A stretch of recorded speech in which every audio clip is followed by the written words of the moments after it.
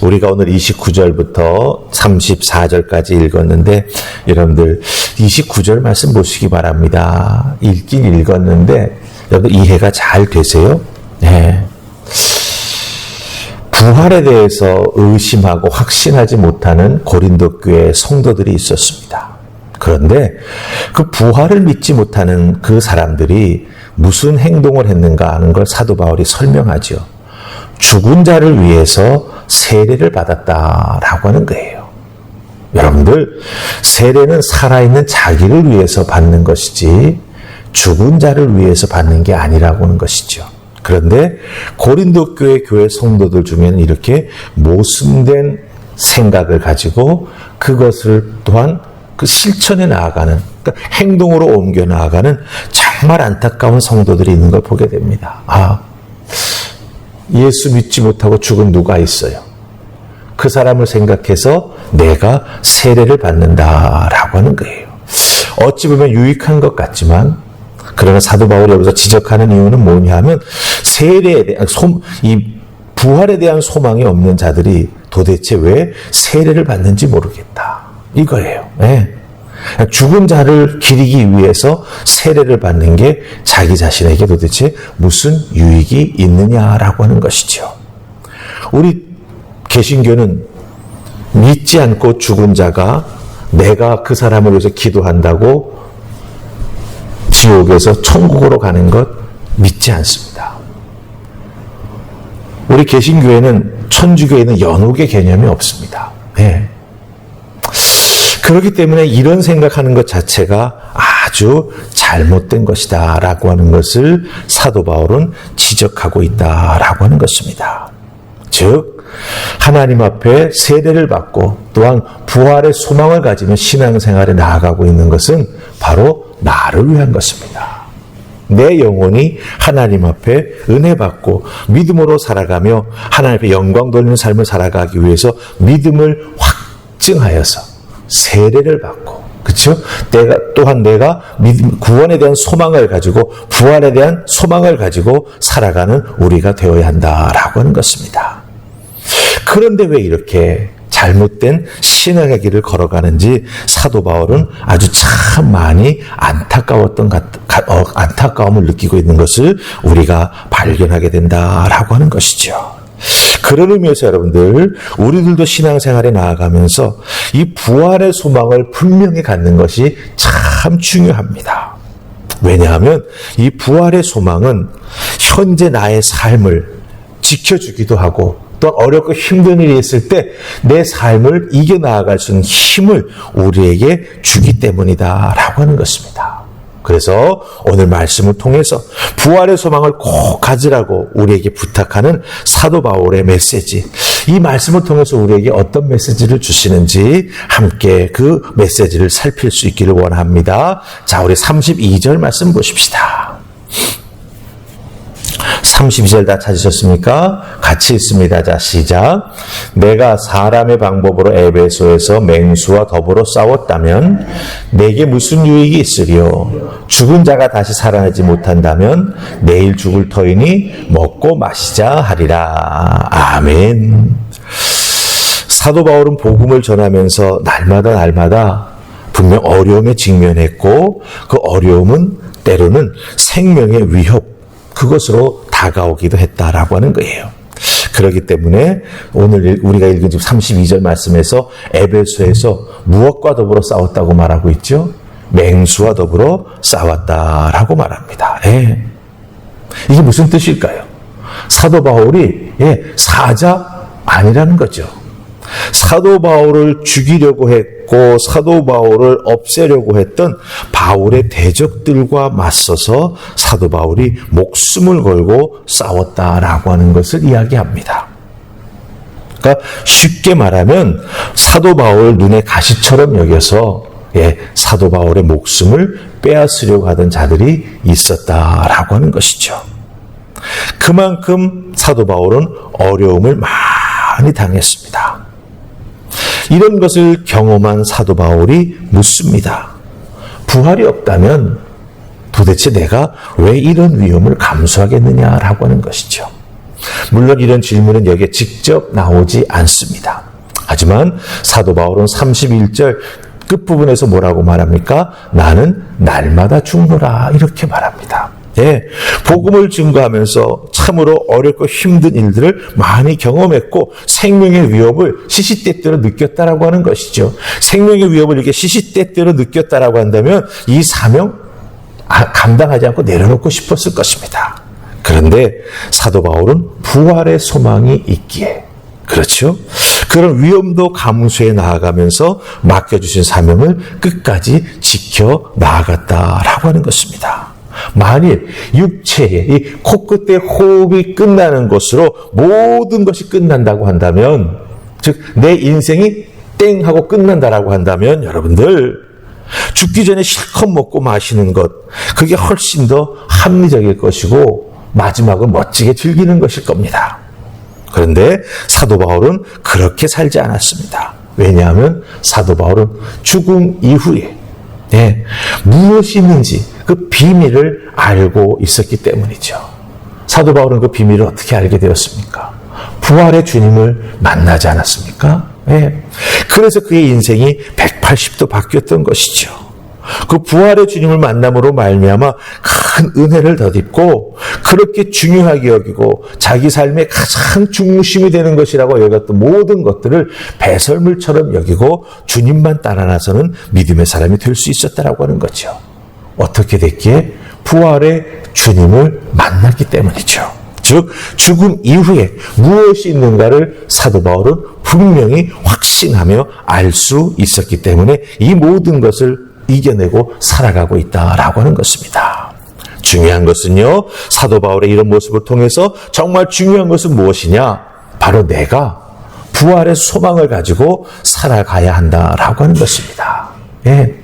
부활의 소망을 가지고 살아갈 때 우리는 현재의 고난을 이겨낼 수 있고요. 때로는 사람과의 관계 속에서 억울함을 우리가 경험하게도 되는데 그런 모든 것들을 이겨낼 수 있는 힘을 얻게 된다라고 하는 것입니다. 오늘의 눈물이 끝이 아니라고 하는 것을 아는 사람만이 어떤 상황 속에서도 포기하지 아니하며 오히려 감사하면서 내일을 바라보며 살아갈 수 있는 믿음의 사람이 될 수 있다라고 하는 것이죠. 여러분 기억하십시다. 우리에게는 부활의 소망이 있습니다. 그러기에 오늘의 아픔, 오늘의 눈물이 끝이 아닙니다. 그 부활의 소망을 통해서 힘을 얻으시고 어렵고 힘든 일들 하나하나 극복하며 이겨나가시면서 꼭 주님께 소망을 두고 또한 이런 은혜를 주신 것에 감사하는 삶을 살아가는 귀한 모습이 있기를 주님의 이름으로 축복합니다. 아멘. 자, 그 다음에 두 번째로 우리가 살필 사도 바울의 메시지는 33절, 34절입니다. 우리 한번 같이 읽을까요? 33, 34. 자, 시작. 속지 말라. 악한 동무들은 선한 행실을 더럽히나니 깨어 의를 행하고 죄를 짓지 말라. 하나님을 알지 못하는 자가 있기로 내가 너희를 부끄럽게 하기 위하여 말하노라. 아멘.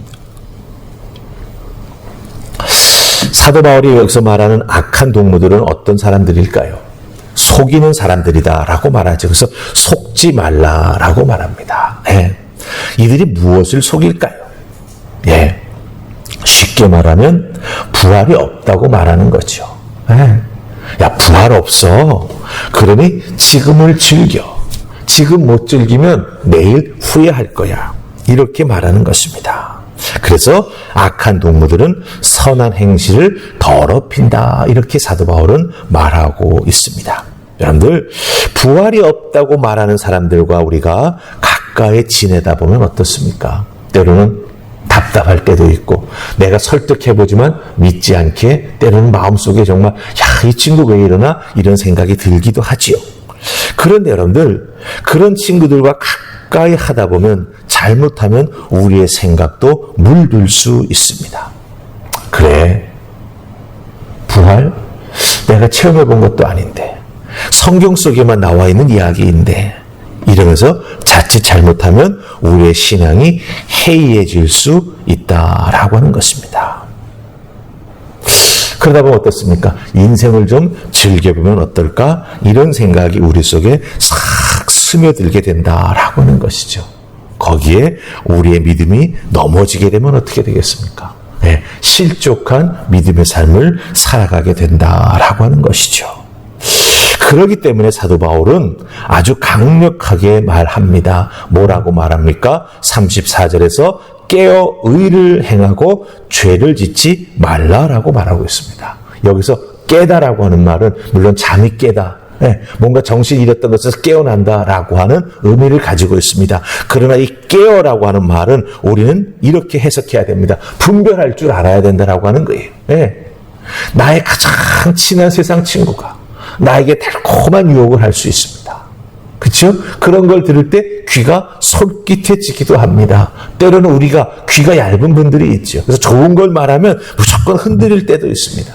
그런 걸 어떻게 해야 된다? 듣고 분별할 줄 알아야 우리의 믿음과 우리의 의가 무너지지 아니하고 죄를 멀리하는 삶을 살아가게 된다라고 하는 것이죠. 특별히 우리의 믿음의 근간을 흔드는 이야기를 들을 때 우리는 잘 분별할 줄 알아야 됩니다. 주님 다시 언제 오실 줄 알고 야 부활이 진짜 있기는 하냐? 이렇게 이야기할 때 여러분들 거기에 귀가 솔깃하기 시작하면 그래 주님 언제 오실지도 모르는데 주님이 오셔야 뭔가 부활이 일어나는지 안 일어나는지 알 수가 있지 않나? 이런 생각이 우리 속에 일어나기 시작하면 우리는 잘못하면 넘어질 수 있다라고 하는 것이죠. 그런 의미에서 여러분들 사도 바울은 우리에게 경고합니다. 깨어 의를 행하고 죄를 짓지 말라라고 하는 것입니다. 부활을 믿지 못하는 자들은 오늘이라고 하는 날을 어떻게 보냅니까? 즐기고 자기 만족을 위해서 하루를 보냅니다. 쉽게 말하면 의미 없이 소비하고 지나갈 뿐이죠. 그러나 오늘 믿는 우리들에게 있어서는 이 오늘이라고 하는 날이 왜 중요합니까? 다른 것 아니죠. 바로 영원한 삶을 준비하는 하루가 되기 때문에 매일매일의 삶이 참으로 중요한 거예요. 의미 없이 즐기는 하루와 주님 오시는 그날을 기대하면서 주님 맞을 준비를 하면서 지내는 하루는 전혀 다른 하루가 됩니다. 그렇기 때문에 믿는 우리들에게 있어서는요, 날마다 세상과 구별되는 거룩한 삶을 살아가야 한다라고 하는 거죠. 때로는 그게 버겁기도 합니다. 그러나 그것을 잘 지켜나갈 때 우리의 영혼에 분명히 유익이 주어지고 우리의 믿음을 지키게 되는 것이고 그걸 통해서 하나님의 크신 은혜를 덧입게 되며 우리의 길을 새롭게 열어주시는 하나님의 축복을 체험하게 된다라고 하는 것입니다. 여러분에게 부탁합니다. 세상 사람들은 하루를 먹고 마시는 즐기는 것으로 보냅니다. 하지만 저희들은 주님 다시 오시는 그날을 준비하는 믿음의 사람으로 하루하루를 살아가야 되는 줄로 믿습니다. 오늘 하루 여러분들 어떻게 살아가시겠습니까? 여러분의 선택에 달려 있습니다. 꼭 기억하시고 오늘 주어진 여러분의 삶을 미래를 위해서 영원한 삶을 위해서 준비하는 하나님의 사람으로 살아가실 수 있기를 주님의 이름으로 축복합니다. 그 모든 것을 지탱하는 것은 바로 부활의 소망입니다. 이 부활의 소망 여러분의 신앙의 중심에 딱 세우시고 오늘 하루도 주님과 동행하는 귀한 은혜가 있기를 주님의 이름으로 축복합니다. 아멘. 우리 기도하십시다. 주님 감사합니다. 사도 바울 고린도 교회에서 예수 믿노라, 교회 다니노라라고 말하는 사람들을 향해서 경고를 날립니다. 악한 동무들을 가까이 하지 말라. 그들의 영향을 받게 될 때 믿음의 뿌리가 흔들리고 부활에 대한 소망이 옅어질 수 있다라고 말합니다. 이 사도 바울의 경고를 우리도 기억하고 우리들의 삶 속에서도 잘 지켜나가는 저희가 되게 하여 주시옵소서. 그리하여 주님과 하루도 가까이 지내는 오늘이 되게 하시고 내일이 될 때에는 어제보다 더 주님과 가까이 지내는 하루가 되게 하여 주셔서 날마다 주님 더 가까이 하는 믿음의 삶을 살아가는 우리 모두가 되게 하여 주시옵소서. 그리하여 주님 이 땅에 다시 오실 때 주님과 온전히 만나는, 주님과 하나가 되는 하늘의 은혜를 더하여 주시고 그 은혜를 맛보는 것이 바로 오늘 믿음으로 살아가는 것임을 다시 한번 확인하는 우리 모두가 되게 하여 주시옵소서. 오늘 주어진 나의 삶 속에서 부활의 소망을 가지고 열심히 살아가기를 소망합니다. 주님 도우셔서 그 열심을 품게 하시고 그 열심을 통해서 어렵고 힘든 일들의 어두운 면을 보는 것이 아니라 주님 도와주시고 이끌어 줄 것을 믿고 소망을 가지고 기도하며 견디며 이기며 나아가는 우리 모두가 되게 하여 주시옵소서. 지키시고 함께해 주실 줄 믿고 예수님 이름으로 기도하옵나이다. 아멘.